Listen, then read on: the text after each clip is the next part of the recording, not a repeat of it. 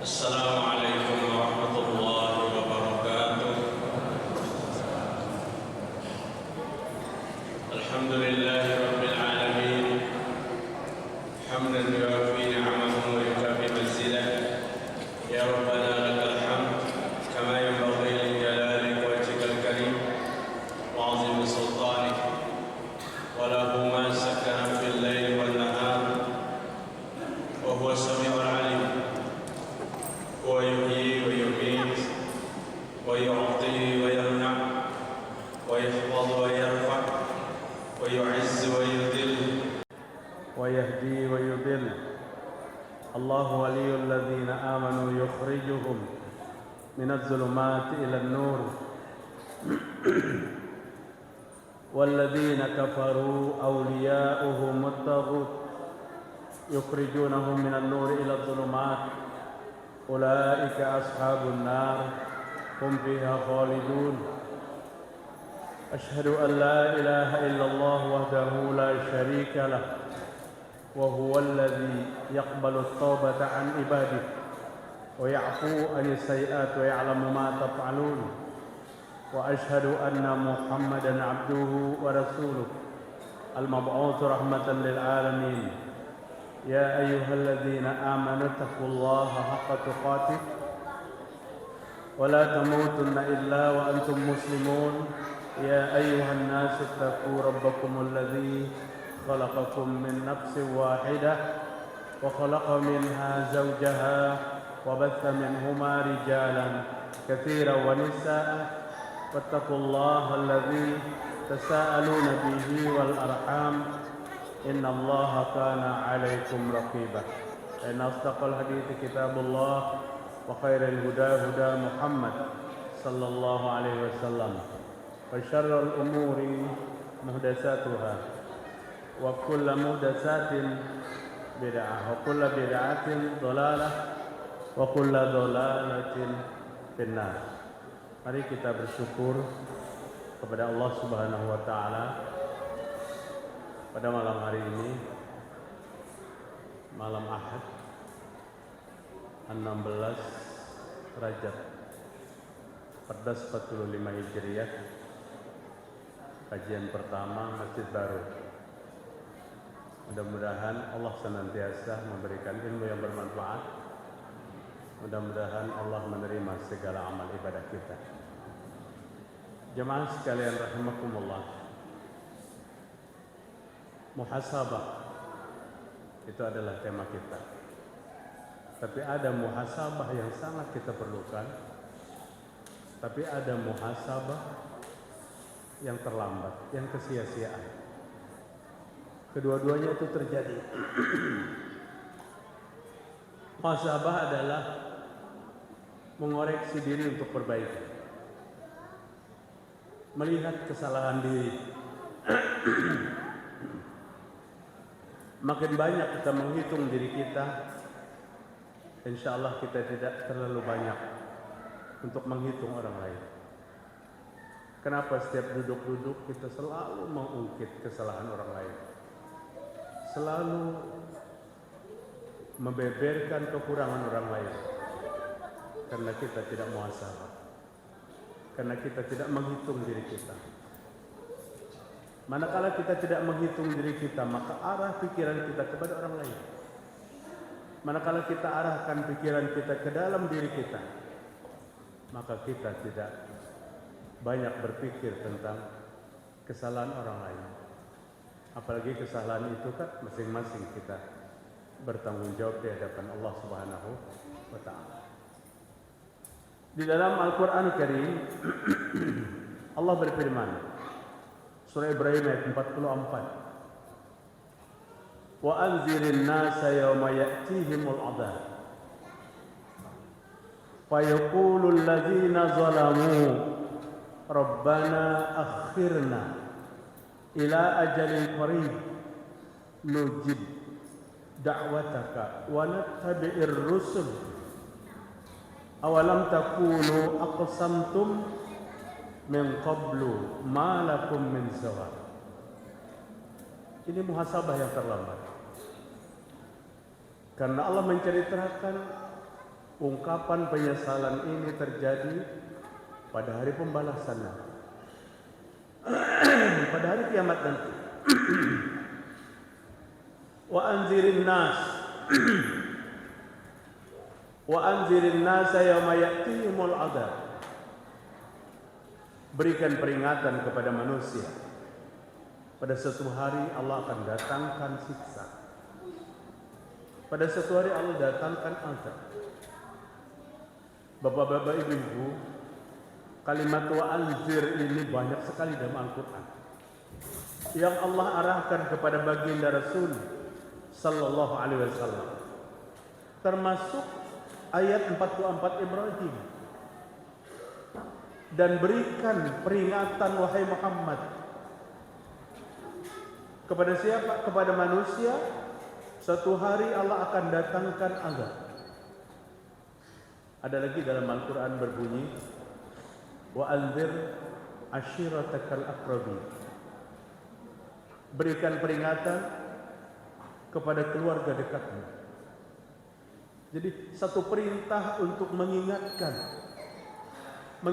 kepada manusia. Kalau ayat yang pertama 44 Ibrahim, Allah mengingatkan selagi hidup, jangan ada penyesalan itu sesudah mati.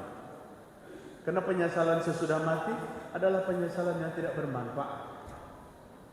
Tapi pada saat Allah katakan wa anzir ashiratakal aqrabin, berikan peringatan keluarga dekatmu. Ayat ini menjadikan Nabi tidak menunda-nunda waktu. Ayat ini menjadikan Rasul mengumpul semua kerabatnya. Dikumpul semua kerabat. Setelah keluarga, kerabat dekat, kerabat jauh terkumpul, maka Nabi bernasihat. Nabi memberikan peringatan. Apa nasihat pertama yang Nabi sampaikan? Dalam hadis yang diriwayatkan Imam Bukhari, ya ma'syara Quraisy, ishtaru anfusakum, inni la ughniya ankum minallahi syai'a. Wahai orang-orang Quraisy, jagalah diri kalian, beribadah kalian yang banyak. Inni la ughniya ankum minallahi syai'a. Aku tidak mampu menolongmu nanti di hadapan Allah sedikit pun. Kenapa? Nabi menuju kepada suku Quraisy. Rasul sallallahu alaihi wasallam lahir dari suku yang terkemuka itu. Ayahnya Abdullah, dari kakeknya Abdul Muthalib, adalah tokoh Quraisy. Kenapa Nabi sampaikan kepada suku yang terhormat itu? Mungkin banyak dahulu dari sampai hari ini. Banyak yang menjual-jual kerabat, menjual-jual suku, menjual-jual apa kalau di tempat kita tuh? Daerah. Kalau daerah kami, kalau suku kami seperti ini, seperti ini. Ini Rasul sudah melarang sejak dulu. Ishtaru anfusakum inni la ughniya ankum minallahi syai'a. Siapapun kita, orang manapun kita akan menerima apa yang kita lakukan di dunia. Allah tidak menolong kita kecuali apa yang pernah kita kerjakan. Ya Bani Abdi Manafin, kata Nabi. Wahai Bani Abdi Manaf, anak cucu Abdi Manaf, keluarga Abdi Manaf. Siapa Abdi Manaf itu? Nabi Muhammad sallallahu alaihi wasallam, Ibni Abdullah, Ibni Abdul Muttalib, Ibni Hashim, dan Ibni Abdul Malik. Kalau Abdullah itu ayah Nabi, Abdul Muttalib itu kakek Nabi, Hashim itu pedatuan Nabi, Abdul Manaf itu siapa? Apa di atas datu itu, Pak? Ada tapikul lagi menjawab kita. Karena tiap daerah, kalau datu sama itu. Kalau datu, abah, kai, datu. Di atas datu tuh angga, unggih, macam sebagainya. Tiap daerah lain-lain. Wahai keluarga Abdi Manaf, artinya Nabi menjelaskan kepada siapa? Kepada keluarganya. Kalau diukur keluarga Abdul Manaf mempunyai anak yang bernama Hashim. Hashim punya anak bernama Abdul Muttalib. Abdul Muttalib punya nama Abdullah. Artinya Nabi sudah memanggil kepada keluarga jauh sekalipun. Sepupu sekali, sepupu dua kali. Kalau kuitan badar sanak sepupu sekali, pakaian badar sanak sepupu dua kali, pedatuan badar sanak sepupu tiga kali, apa di atas data. Keluarga jauh yang diingatkan oleh Nabi. Wahai juriyat Abdul Manaf, ishtaru anfusakum fa inni la ughni ankum minallahi syai'ah. Beramal yang banyak, jaga diri kalian. Sesungguhnya aku tidak mampu menolong kalian.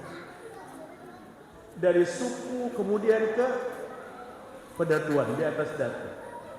Nabi terus, wa ya Abbas bin Abdul Muttalib, inni la ughni anka minallahi syai'ah. Wahai Abbas bin Abdul Muttalib, sesungguhnya aku tidak mampu menolongmu nanti di hadapan Allah sedikit pun. Bapak Ibu, siapa Abbas itu? Abbas itu paman Nabi yang Muslim. Hamzah paman Nabi yang Muslim. Abbas paman Nabi yang Muslim. Adakah paman Nabi yang tidak Muslim? Banyak. Kenapa paman Nabi tidak Muslim? Karena Nabi bukan pemberi hidayah.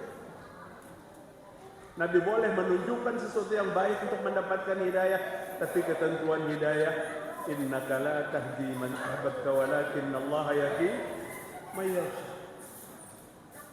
Engkau tidak bisa memberikan hidayah kepada orang yang kau cintai, wahai Muhammad, dan aku akan memberikan hidayah kepada orang yang aku kehendaki, kata Allah. Artinya bicara hidayah hak Allah 100%. Maka Nabi sallallahu alaihi wasallam selalu meminta kepada Allah tentang hidayah itu. Bentuk doanya, Allahumma inni as'alukal huda. Apalagi bentuk doanya Ummi Salamah katakan, Nabi selalu membaca dalam doanya, ya muqallibal qulub tsabbit qalbi ala dinik. Itu meminta petunjuk namanya. Wahai Allah yang membolak-balikkan hati, tetapkan hatiku atas agama. Jemaah sekalian rahimakumullah, pada saat Nabi mengingatkan kepada individu satu persatu dari keluarganya, setelah Nabi memperingatkan dari suku dia lahir, kemudian memperingatkan dari anak cucu Abdul Manaf, Nabi mengingatkan kepada Abbas bin Abdul Muttalib, paman Nabi sekaligus sahabat Nabi. Paman Nabi sekaligus sahabat Nabi.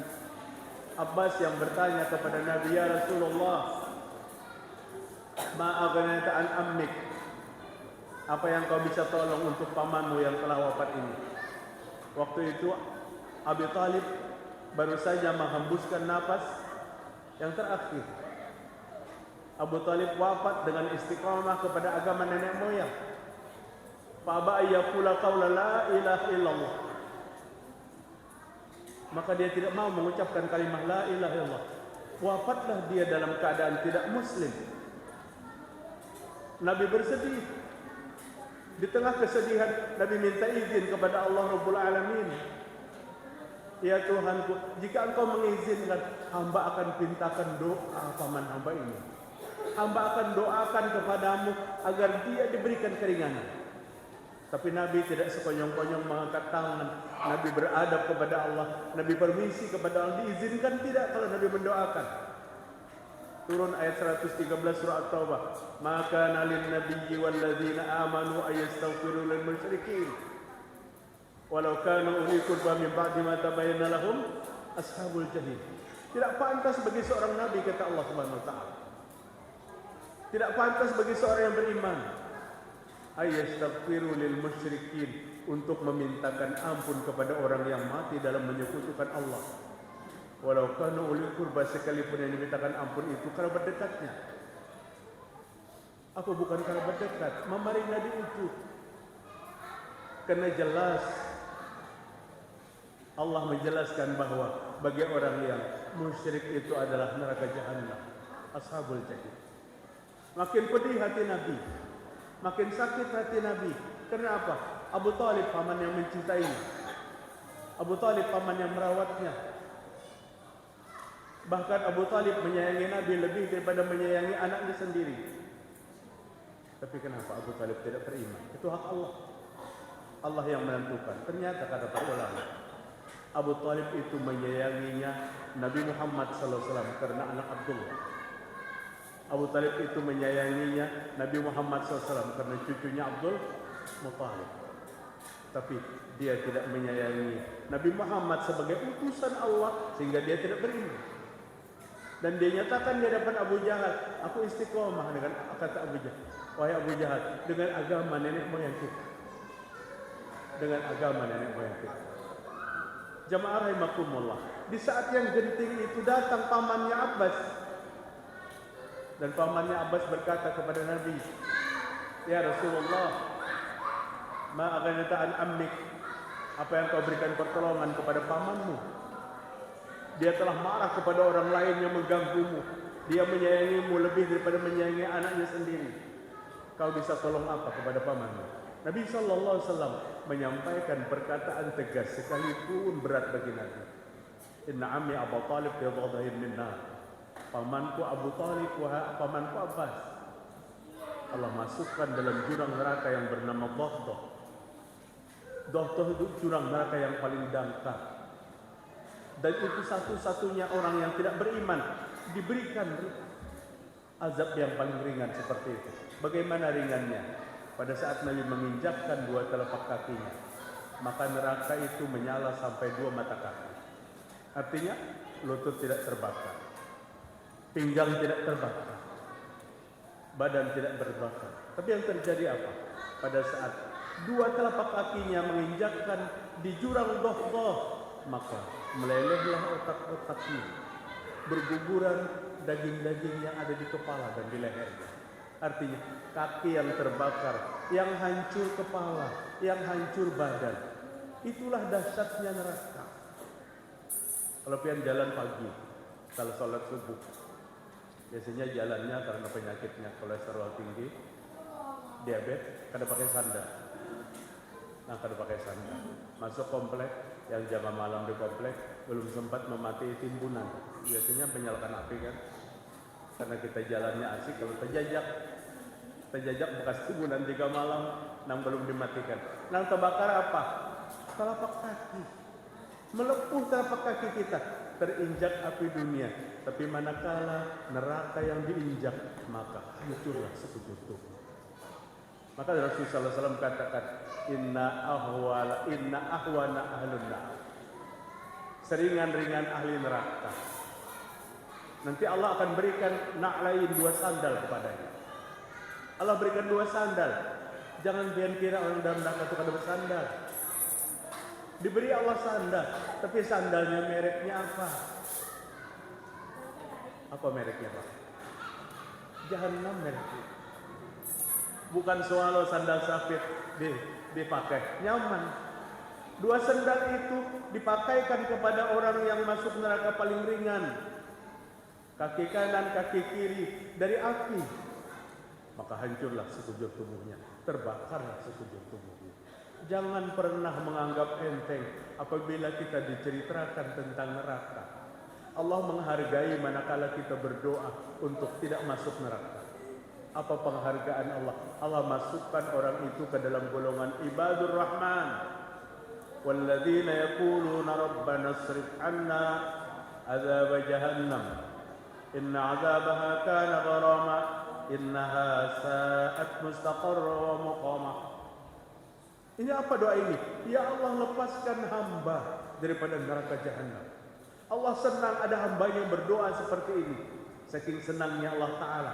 Dari 11 kriteria ibadur rahman, salah satu di antaranya seorang hamba yang bolak-balik berdoa, ya Allah, lepaskan hamba daripada neraka jahannam. Allah suka. Jangan menantang-nantang, jangan mengejek malaikat. Aja kada apa-apa menunggu malaikat menawakan aja, kalau jangan limpat ke surga. Nang kaya neraka itu sumur. Neraka itu luas.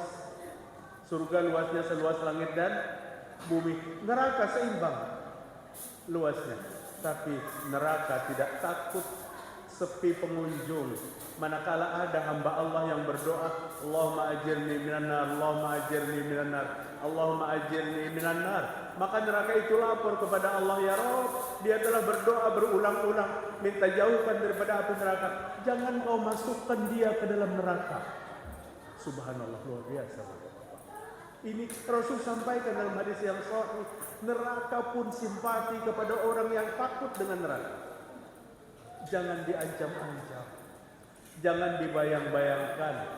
Karena Bapak juga kami masuk neraka, kami terkumpul lawan siapa Bapak? Belum tentu artis masuk neraka. Belum tentu. Nyaman terkumpul artis. Kayaknya artis masuk neraka sebenarnya. Jadi neraka jangan pernah dianggap enteng. Allah Subhanahu wa taala katakan kepada Abbas bin Abdul Muttalib,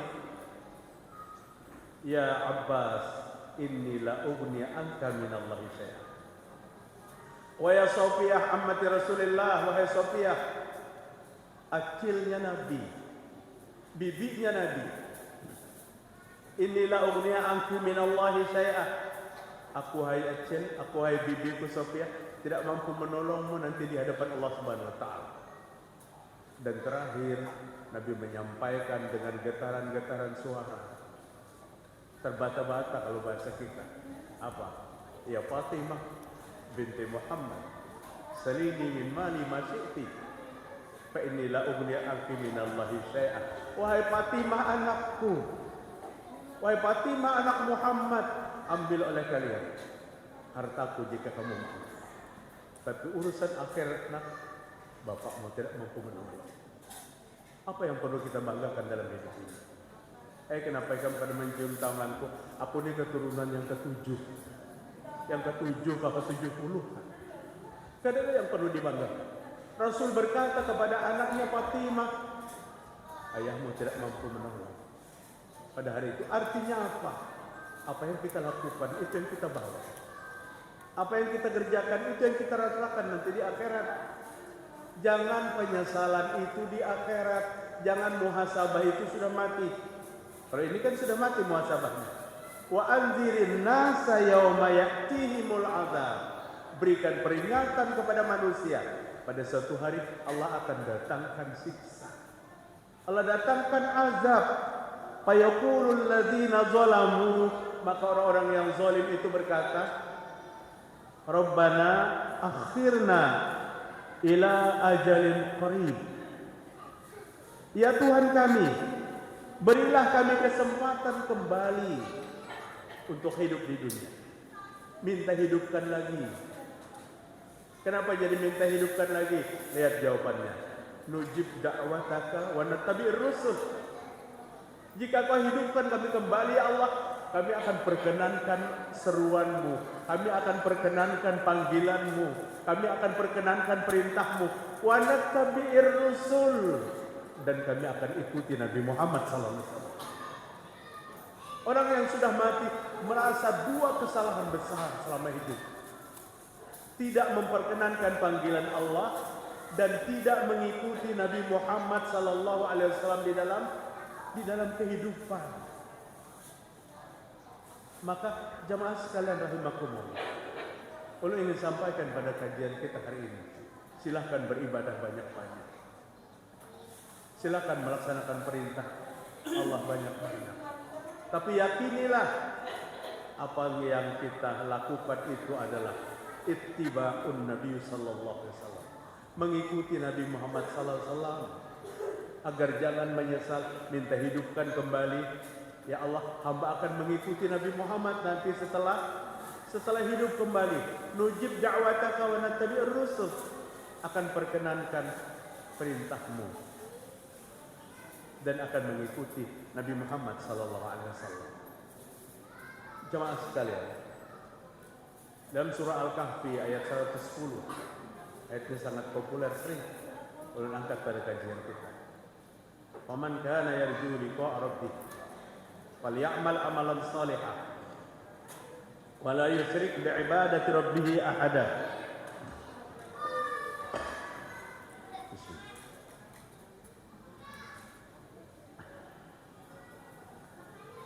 Maaf lah, ulun minum. Tehnya segar, manisnya sedang. Kesuntik sudah.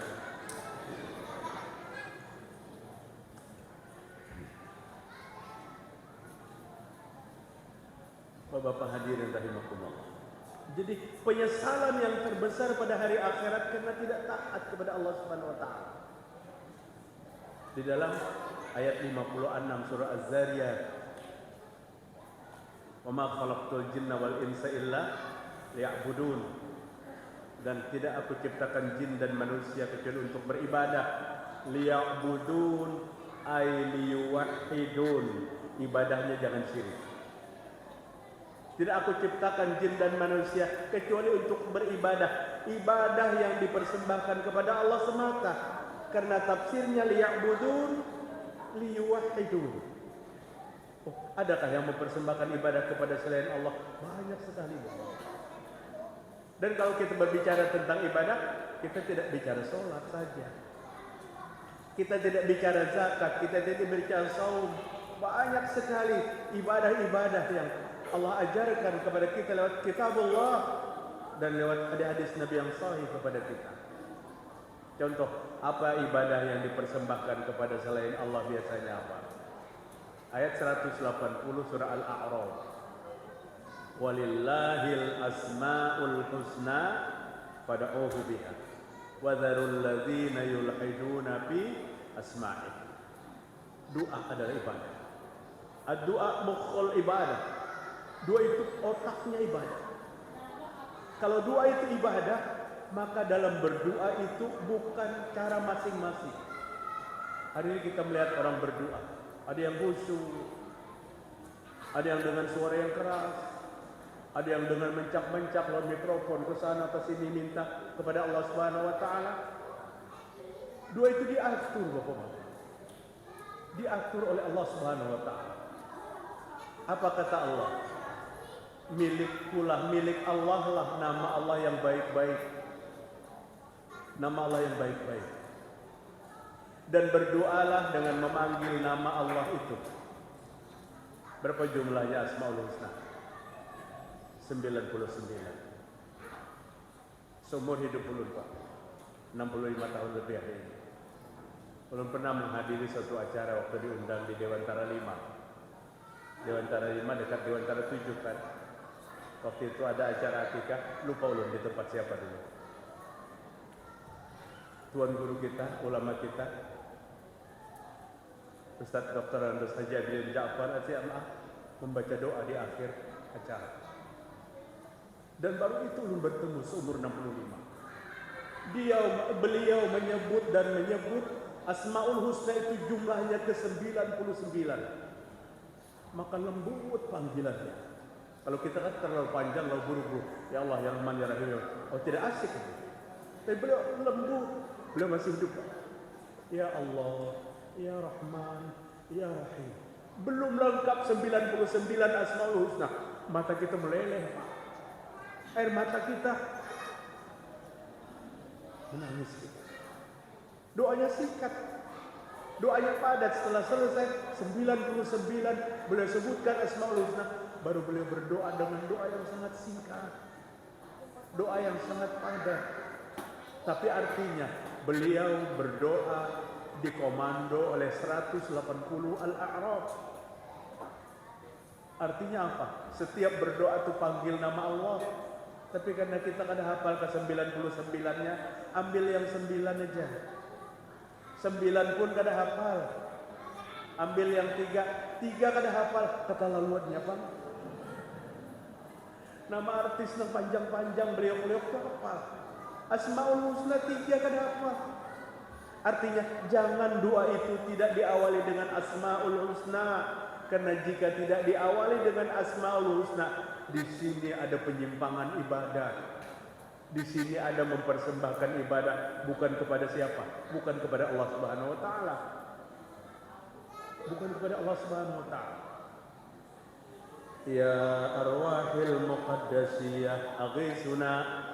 Ada doa seperti itu. Dulu bukan lagi ulun halus, tapi lagi ulun belum hijrah. Wahai roh-roh suci, tolong daku. Padahal sebentar lagi setelah berdoa seperti itu, jamaah diajak untuk mengangkat takbir bersama. Allahu Akbar. Maha suci Allah, kan bisa dibayangkan dalam kita manusia. Cuman jika Allah tunang kayak kita, pasti kita tumbalak habis-habisan. Karang putih kam memadahkan aku Allahu Akbar. Hanya Raja Ika memanggil kepada roh-roh suci dalam doamu. 180 Al-A'raf ayat 213 surah Asy-Syu'ara. Allah ancam dengan ancaman yang sangat berat. Apa ancamannya? Fala tad'u ma'allah ilahan akhar wa takuna minal mu'adzabin. Ngeri. Jangan kamu beribadah kepada Allah, berdoa kepada Allah bersama ilah-ilah yang lain. Maksudnya menyandingkan sesuatu selain daripada Allah bersama Allah. Jika itu kamu lakukan, apa kata Allah mengancam kita? Mengancam manusia seperti itu. Allah akan siksa. Allah akan azab. Allah akan azab. Jamaah sekalian rahimakumullah. Ada satu kalimat yang berat kami memikirkan hari ini karena dulu kami baca. Apa kalimat itu? Ya akramal khalqi ma liman aludhu bihi siwaka inda hululil hadisil amal. Ada lagunya Pak, ada iramanya. Menurut baca pakai iramanya, takutan pian menyahut. Karena pian tahu jo sumber kalimat itu. Ya akramal khalqi mali man aludhu bihi siwaka inda hululil hadisil amami. Stop, jangan disambung. Wahai Nabi Muhammad, semulia-mulia makhluk, mali man aludhu bihi siwaka. Tidak ada tempat berlindungmu kecuali engkau, wahai Nabi Muhammad. Coba kita hubungkan dengan surah Al-Ikhlas yang kita diajarkan tauhid dari satu surah ini. Qul huwallahu ahad. Bukankah itu ketauhidan? Allahus samad, Allah tempat bergantung. Itu luar biasa ketauhidan. Apalagi sambungannya? Lam yalid wa lam yulad, ini ketauhidan.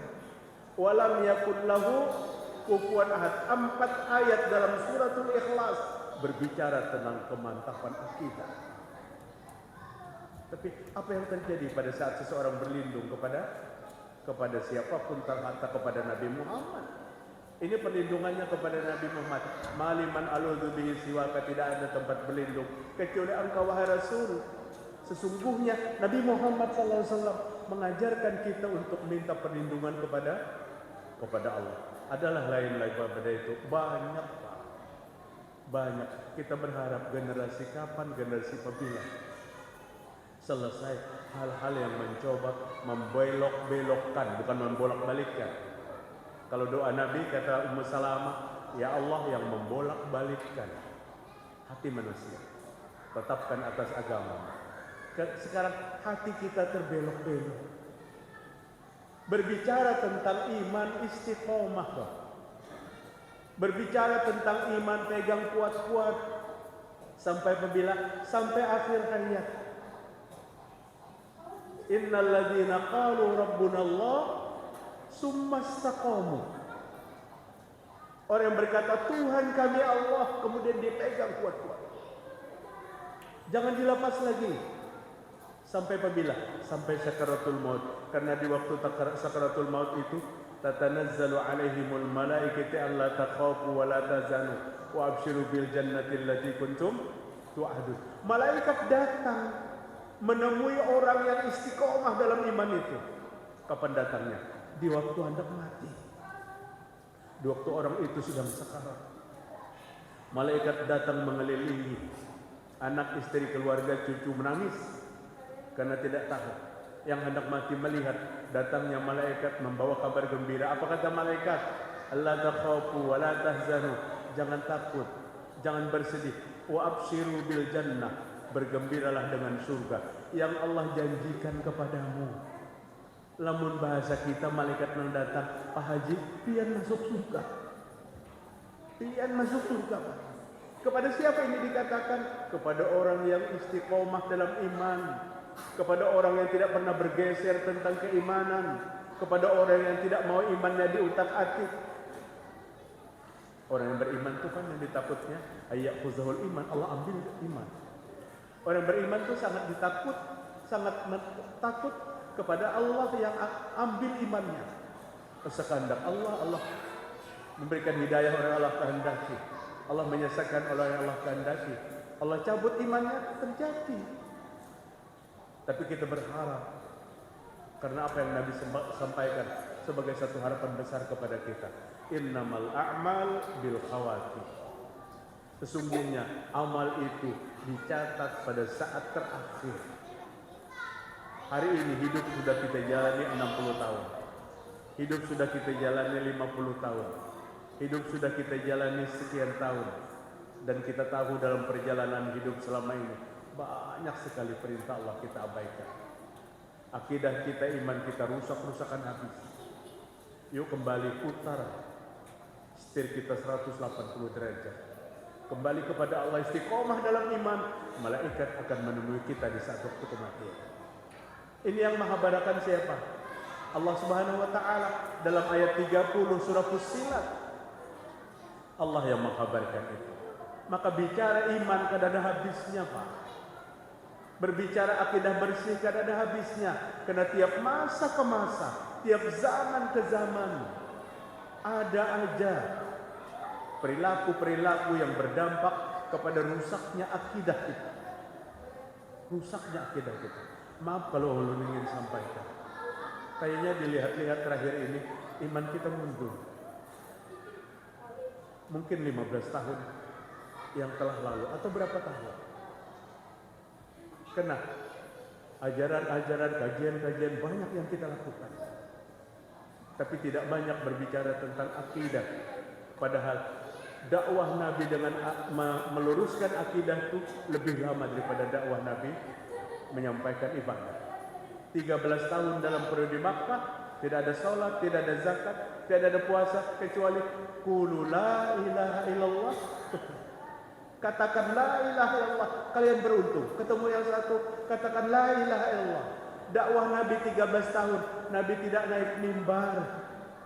Nabi tidak bersimpuh di atas karpet yang indah. Tapi Nabi penuh dengan tantangan-tantangan yang besar.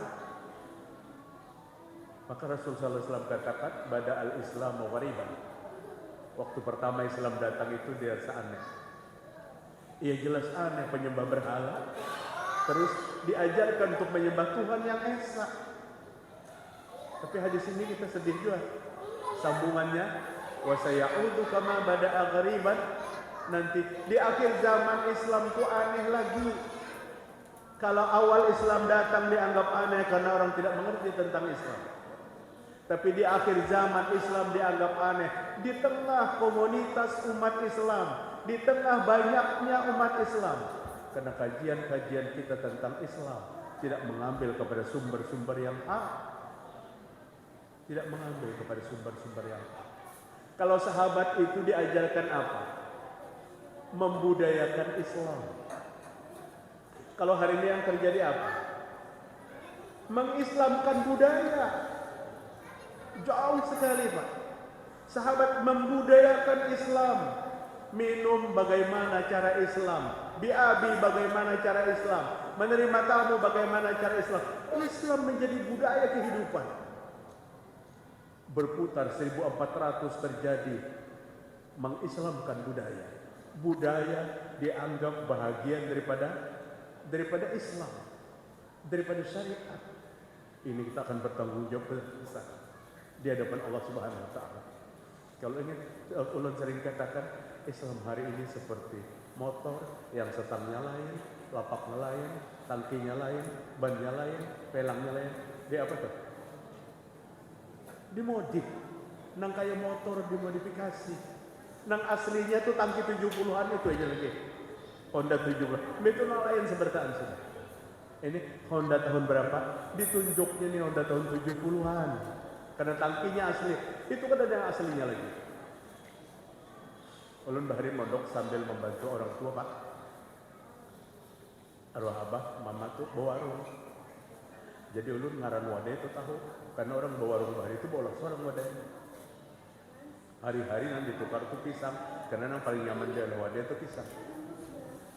Jadi wadah pisang itu mulai pisang goreng, kolak pisang, pais pisang, apalagi jalebia, kemudian yang terakhir apa dikacak-kacak tuh apa? Jalebia.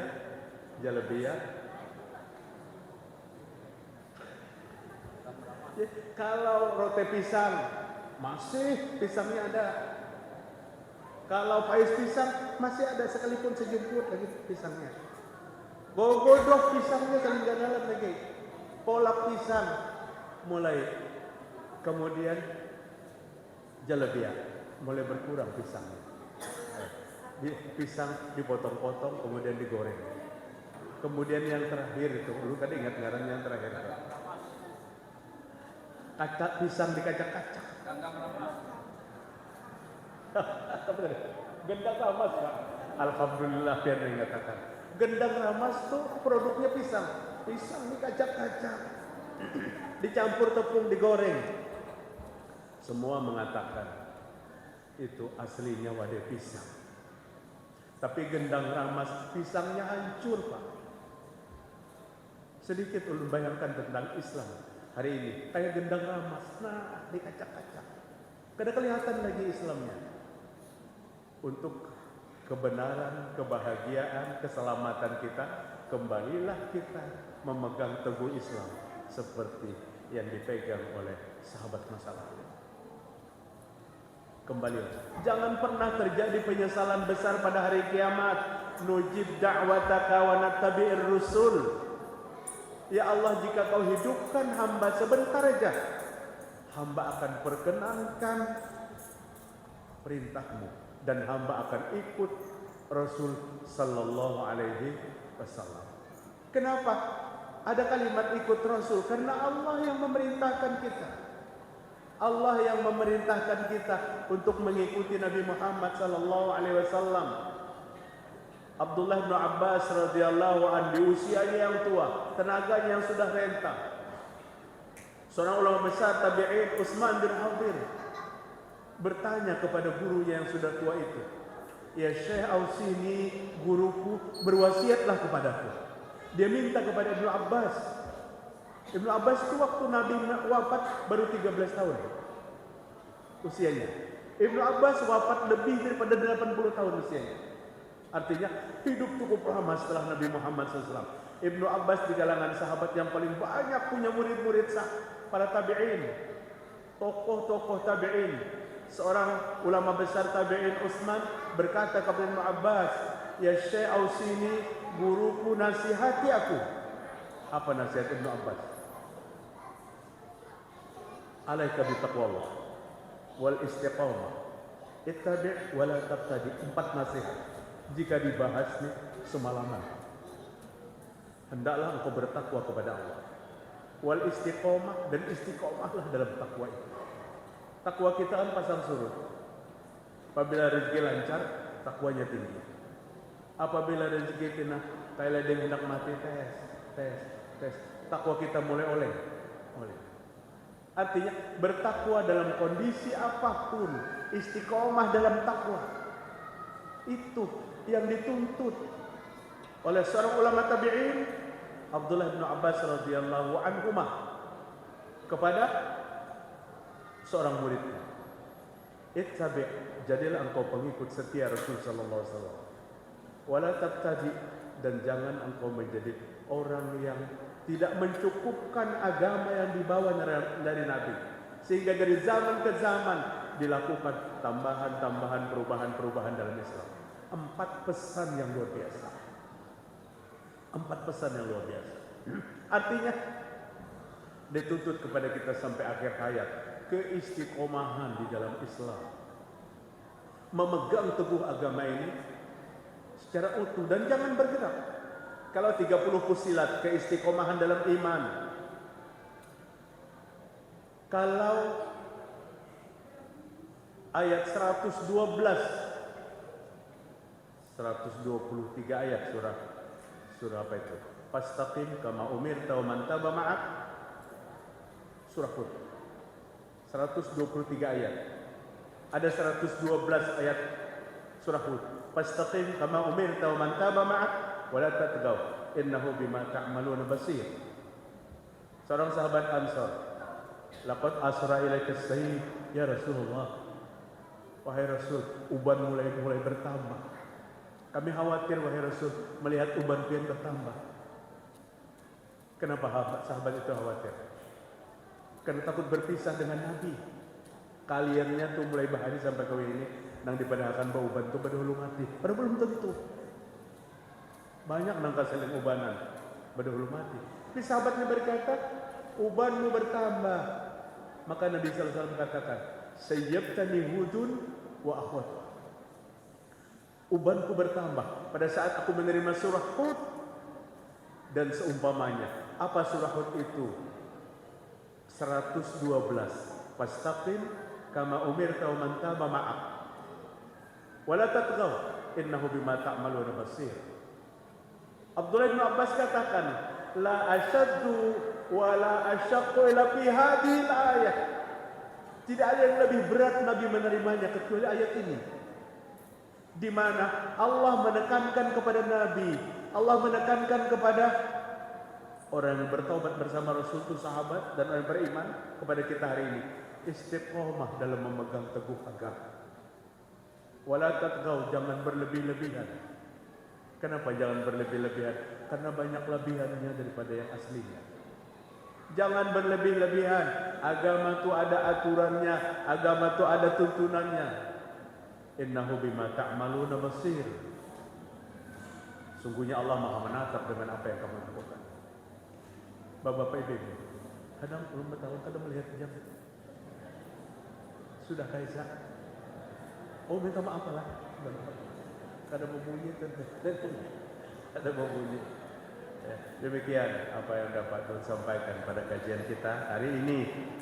Mudah-mudahan penyesalan itu sebelum kita akhir hayat. Jangan penyesalan di akhirat. Kalau ingin tunduk kepada perintah Allah, lakukan selagi kita hidup. Mengikuti Rasul sallallahu alaihi wasallam, lakukan sebelum kita dijemput oleh malakal maut.